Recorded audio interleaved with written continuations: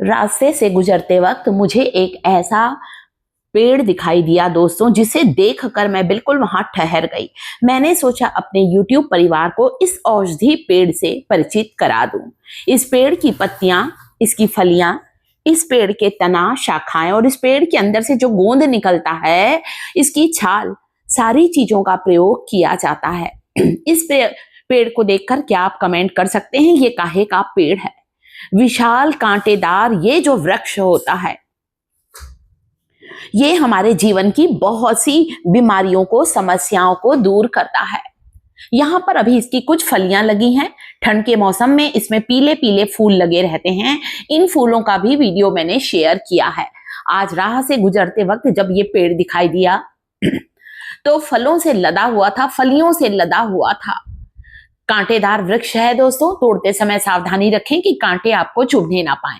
काफी ऊंचाई पर इसकी फलियां लगी हुई हैं। देखिए, कुछ डालियों को, टहनियों को मैंने इस तरह से झुकाया है और इसकी कुछ फलियों को तोड़ रही हूं।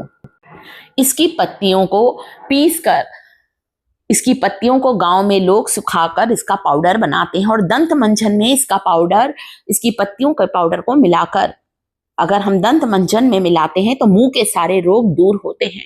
इसकी टहनियों से दातुन की जाती है। आपने नीम की दातुन सुनी होगी, सुना है ना, नीम की टहनी से दातुन करते हैं, परंतु शायद आपको बबूल की दातुन, कीकर की दातुन की लकड़ियों से भी दातुन करते हैं, ये नहीं पता होगा।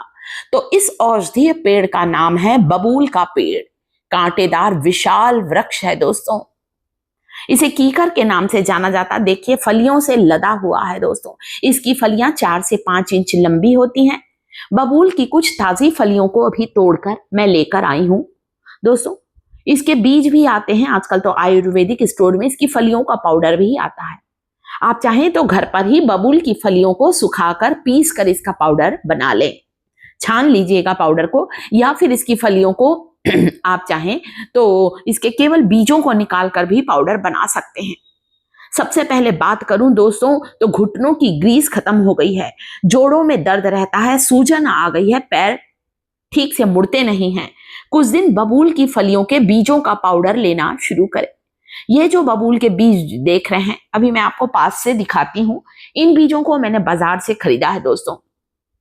आप चाहें तो फलियों में से बीजों को निकाल सकते हैं। बबूल के बीजों, बबूल की फलियों को सरसों के तेल में पकाकर उससे वहां पर मालिश करें जहां की नसें चढ़ गई हैं, नसें सिकुड़ गई हैं या अकड़न जकड़न, दबी हुई नस की समस्या बिल्कुल ठीक होगी। जोड़ों में जहां भी दर्द है, पैरों में मोच आ गई है, इस तेल से मालिश करें। ये बबूल की फलियां हैं दोस्तों। इसे आप चाहें तो पानी में उबालकर इसका काढ़ा ले सकते हैं। 15 दिन लगातार बबूल की फलियों का काढ़ा लेने से या इसके बीजों का चूर्ण गर्म पानी के साथ लेने से पुराने से पुराना हमारा हड्डियों का दर्द बिल्कुल ठीक होता है। अक्सर आपने देखा होगा 50-60 की उम्र होते होते ये समस्या बढ़ जाती है। इसका बहुत कुछ कारण है हमारे शरीर में पोषक तत्वों की कमी होना। ये नहीं है कि हम बुढ़े हो रहे हैं इसलिए हो रहा है। आजकल मध्यम आयु के लोगों में भी जोड़ों में दर्द, ज्वाइंट पेन, नसों की कमजोरी या दबी हुई नस की समस्या देखी जा रही है। इसका कारण है शरीर में वो न्यूट्रिएंट्स कम होना जिसकी हमारी हड्डियों को जरूरत है, जिससे हमारी कमजोर हड्डियां मजबूत होंगी।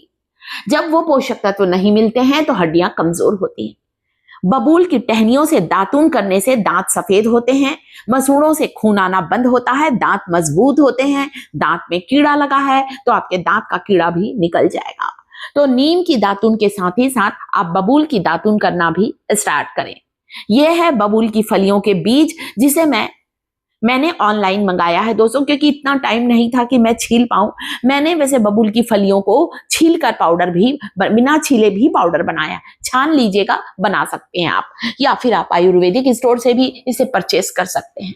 यहाँ पर थोड़ा सा पाउडर आपको बनाकर बता रही हूँ, क्योंकि जब हमें बीज मिल जाते हैं ना तो हम इसका पाउडर बहुत आसानी से बना लेते हैं। बस ग्राइंड करके इसका पाउडर बनाकर किसी भी डिब्बी में भर लीजिए।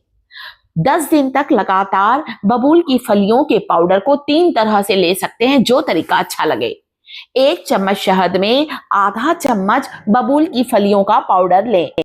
आप चाहें तो बबूल की फलियों के पाउडर को शहद के अलावा गर्म पानी में डालकर भी ले सकते हैं। रोज लीजिए, 15 दिन भी ले सकते हैं अगर जोड़ों का दर्द ठीक नहीं हो रहा है।